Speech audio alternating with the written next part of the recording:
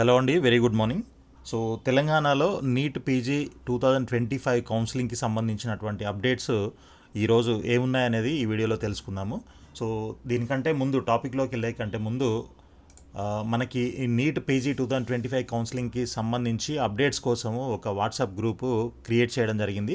So మీరు దీంట్లో join అవ్వాలి అనుకుంటే ఇది ఫ్రీ గ్రూపే కాబట్టి మీరు అన్ని దీంట్లో ఈ క్యూఆర్ కోడ్ స్కాన్ చేసి మీరు దాంట్లో జాయిన్ అవ్వచ్చు. లేదంటే మీకు ఈ వీడియో కింద డిస్క్రిప్షన్లో కూడా దాని లింక్, ఆ గ్రూప్ లింక్ కూడా నేను ప్రొవైడ్ చేస్తాను. ఆ లింక్ క్లిక్ చేసినా కూడా మీరు ఆ గ్రూప్లో జాయిన్ అవ్వచ్చు. సో దట్ మీకు ఎప్పటికప్పుడు రెగ్యులర్గా అప్డేట్స్ ఇంకా అదర్ ఆస్పిరెంట్స్తోని కూడా డిస్కస్ చేసే అవకాశం ఉంటుంది గ్రూప్లో. సో ఇది మీకు ఉపయోగపడుతుందని గ్రూప్ క్రియేట్ చేయడం జరిగింది. సో రైట్, ఇక మనకి టాపిక్లోకి వెళ్ళినట్లయితే నిన్న మనకి ఆల్రెడీ ఈ Telangana state private medical colleges association ఏదైతే ఉందో అది హైకోర్టులో, తెలంగాణ హైకోర్టులో వేసినటువంటి పిటిషన్ హైకోర్టు కూడా వెళ్ళడం జరిగింది. అది నిన్న లిస్ట్ అయింది. సో దానికి సంబంధించి హియరింగ్స్ అన్నీ కూడా జరిగాయన్నమాట.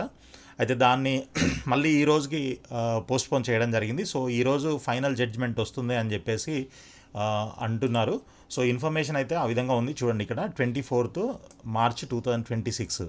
సో ఈరోజు లిస్ట్ అయింది అనుకోండి. సో మరి ఈరోజు మనకి ఫైనల్ జడ్జ్మెంట్ వస్తుందా అని అంటే మోస్ట్ ప్రాబబ్లీ 90% రావడానికి అవకాశాలు ఉన్నాయి. అయితే మరి దాంట్లో ఉన్నటువంటి పాయింట్స్ ఏంటి అంటే మనకి ఆల్మోస్ట్ ప్రతి ఒక్కరికి ఉన్నటువంటి డౌట్సే ఆ 3 క్వశ్చన్స్ అనమాట. ఏంటి అని అంటే, ఒకటి నెక్స్ట్ రౌండ్ ఆఫ్ కౌన్సిలింగ్ ఉంటుందా లేదా, ఒకటి రెండోది ఫ్రెష్ రిజిస్ట్రేషన్ ఓపెన్ చేస్తారా లేదా, అండ్ మూడోది ఓసీ కట్ ఆఫ్ తగ్గిస్తారా లేదా. సో ఈ 3 పాయింట్ల మీద మనకి ఒక క్లారిటీ వచ్చే అవకాశం ఉందన్నమాట ఈరోజు. సో ఆ క్లారిటీ కోసమే ఈరోజు మేము మ్యాక్సిమం మధ్యాహ్నం వరకు లేదనంటే ఈవినింగ్ వరకు క్లారిటీ అయితే వచ్చేస్తుంది. అయితే దీనికి సంబంధించి ఇది నిన్నటి ఆర్డర్ అనమాట.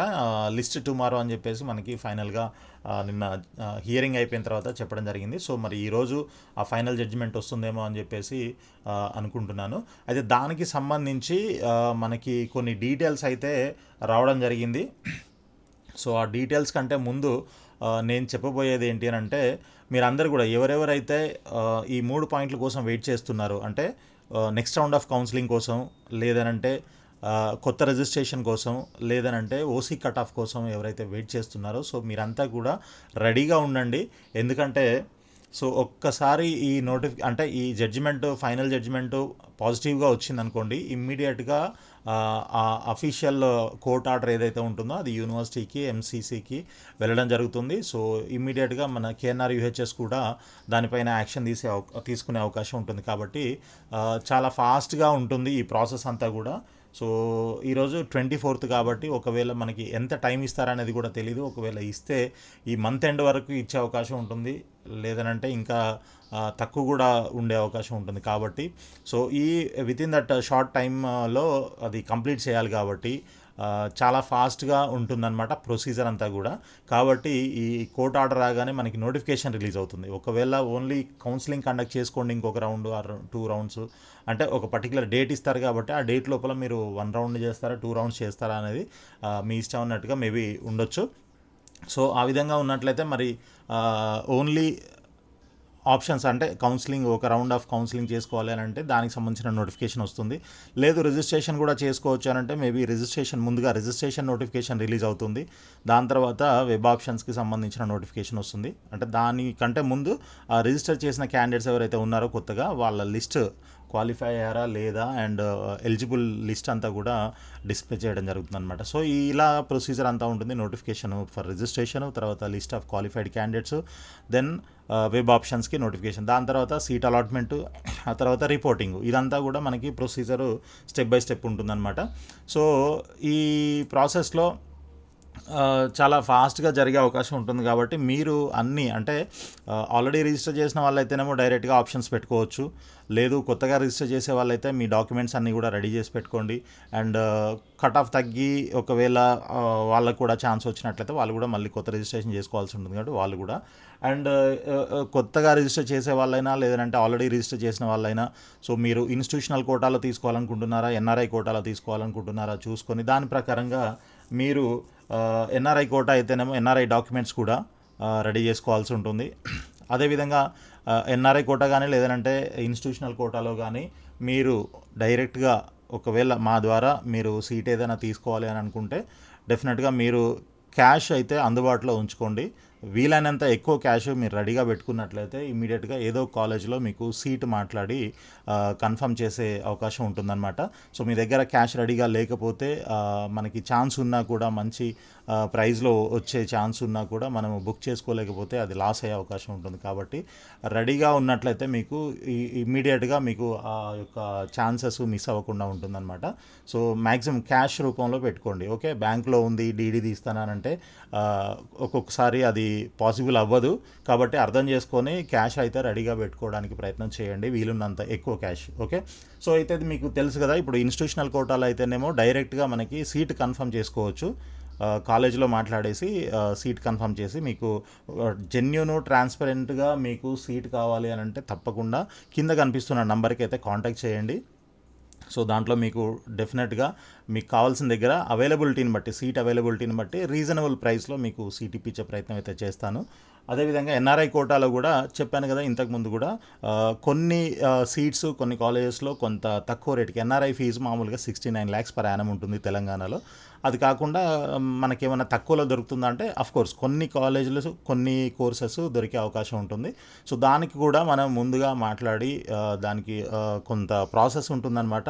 అందుకోసమే మీరు క్యాష్ రెడీగా పెట్టుకున్నట్లయితే తప్పకుండా మీకు మంచి కాలేజీలో ఎక్కడైనా, అంటే అవైలబిలిటీని బట్టి, ఇప్పుడు మనం లాస్ట్ ఫేజ్లో ఉన్నాం కాబట్టి అక్కడ ఉన్నటువంటి అవైలబిలిటీని బట్టి సో తీసుకోవాలి, అంటే మనకి ఛాన్స్ని బట్టి తీసుకోవాల్సి ఉంటుంది. ఎవరు అంటే ఇన్స్టిట్యూషనల్ కోటా అయితే ఎవరు ముందుగా బుక్ చేసుకుంటే వాళ్ళకే ఉంటుంది.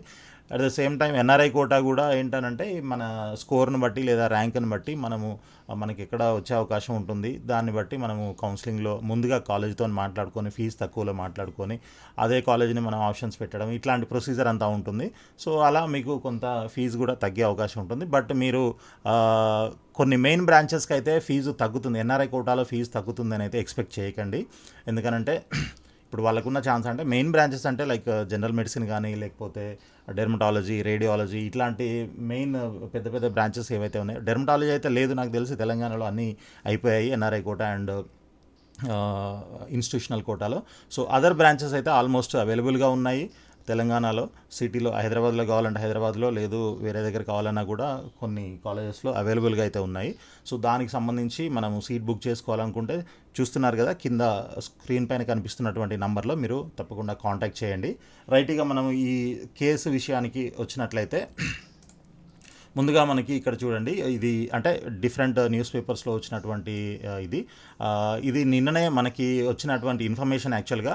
బట్ కొంత అథెంటికేటెడ్ ఇన్ఫర్మేషన్ కావాలి అని చెప్పేసి ఈరోజు వరకు వెయిట్ చేయడం జరిగింది. సో అదే మీకు ఇప్పుడు స్క్రీన్ పైన మీకు చూపించబోతున్నాను. సో పీజీ వైద్య సీట్ల భర్తీకి గడువు పెంపుపై విచారణ నేటికి వాయిదా అని చెప్పేసి మనకి ఈనాడులో వచ్చింది. ఇక్కడ మనకి పెద్దగా డీటెయిల్స్ అయితే ఏం లేవు.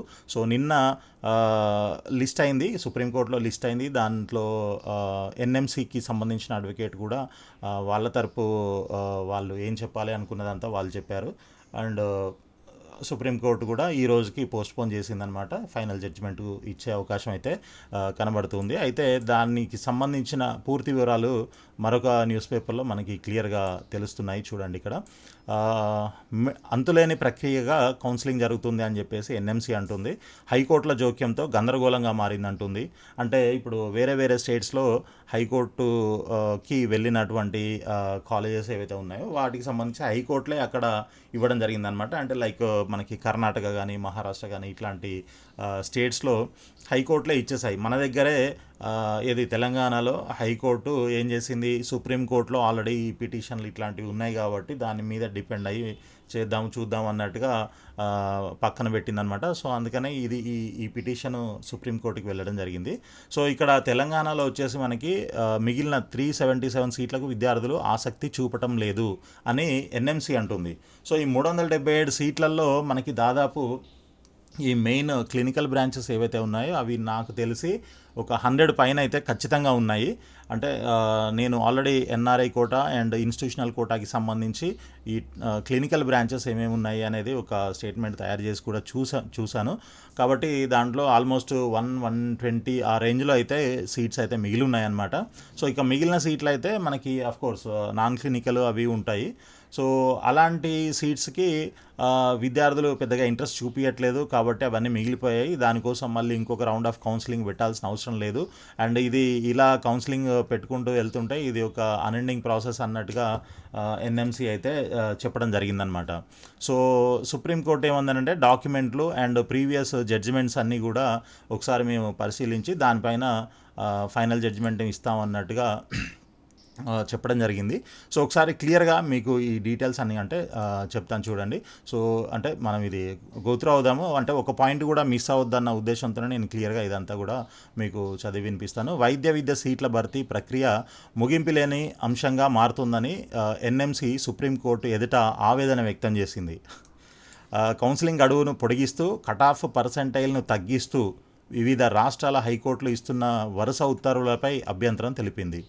సో నిబంధనల ప్రకారం ముగియాల్సిన ప్రక్రియ కోర్టుల జోక్యంతో నిరంతర ప్రక్రియగా మారుతుందని పేర్కొంది. Telangana private medical and dental colleges management association, AP private medical and dental college management association దాఖలు చేసిన పిటిషన్లపై justice P S Narasimha, justice Alok ఆరాధేలతో కూడిన ధర్మాసనం సోమవారం విచారణ చేపట్టింది. ఎన్ఎంసి తరపు న్యాయవాదులు వాదనలు వినిపిస్తూ ఏమన్నారంటే మెడికల్ సీట్ల కేటాయింపు అంశంలో వివిధ హైకోర్టుల ఉత్తర్వులు post graduate institute of medical education and research నిబంధనలకు విరుద్ధమన్నారు. గతేడాది డిసెంబర్లో ప్రారంభమైన కౌన్సిలింగ్ ప్రక్రియ నేటికి కొనసాగుతోందని గుర్తు చేశారు.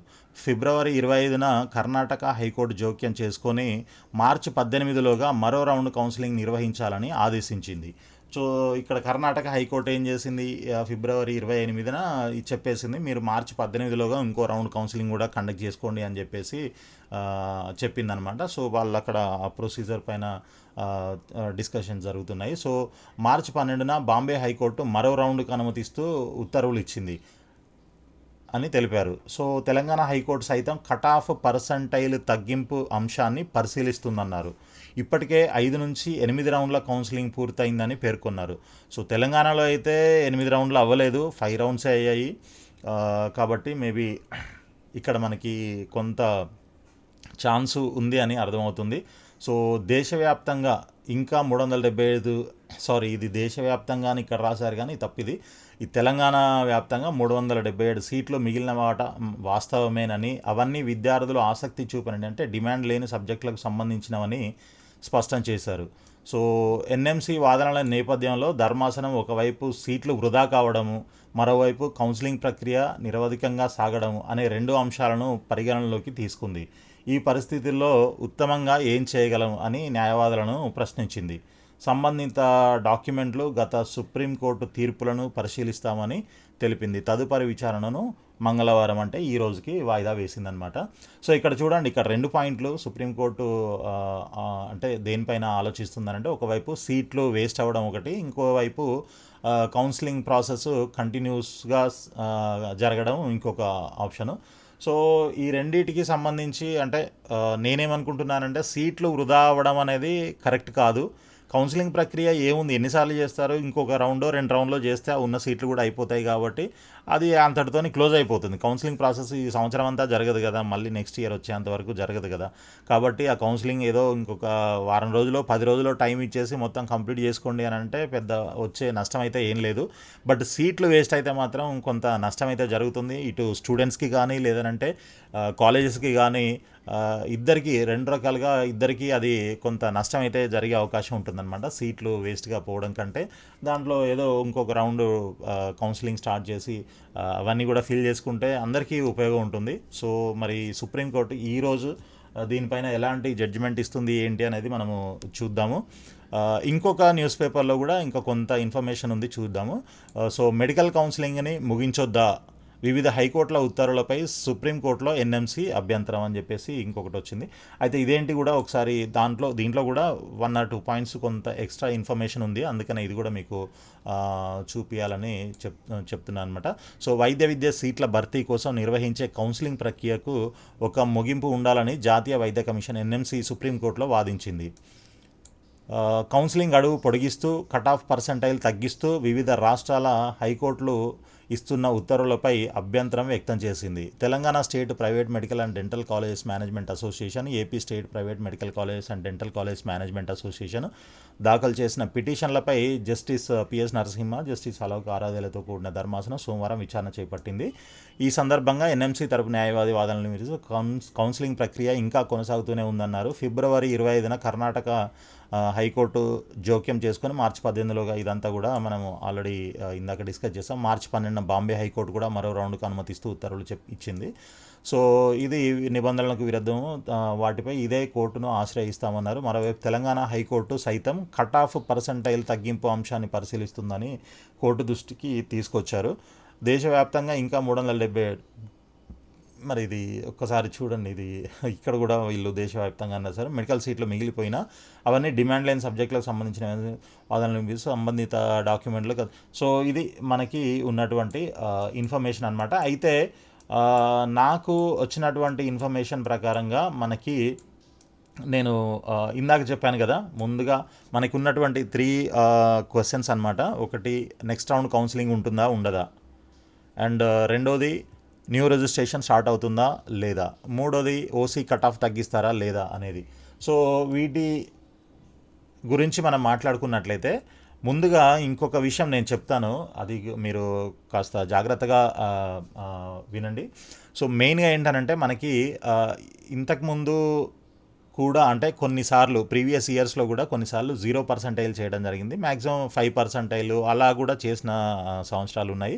సో 0% చేసినప్పుడు ఇంతకుముందు ఉంచినంత ఆబ్జెక్షన్స్, అదే ఇప్పుడు వచ్చినంత ఆబ్జెక్షన్స్ ఇంతకుముందు అయితే రాలేదు. బట్ ఈ సంవత్సరం 0% చేయడం వల్ల ఎస్సీ, ఎస్టీ అండ్ ఓబీసీ క్యాండిడేట్స్కి 0% చేయడం వల్ల -40 మార్క్స్ వచ్చిన వాళ్ళకు కూడా ఎలిజిబిలిటీ వచ్చిందనమాట. సో అలాంటి వాళ్ళు కూడా కొంతమంది సీట్లు తీసుకున్నారు కాబట్టి సో అది కరెక్ట్ కాదు అని చెప్పేసి అబ్జెక్షన్స్ అయితే రావడం జరిగింది.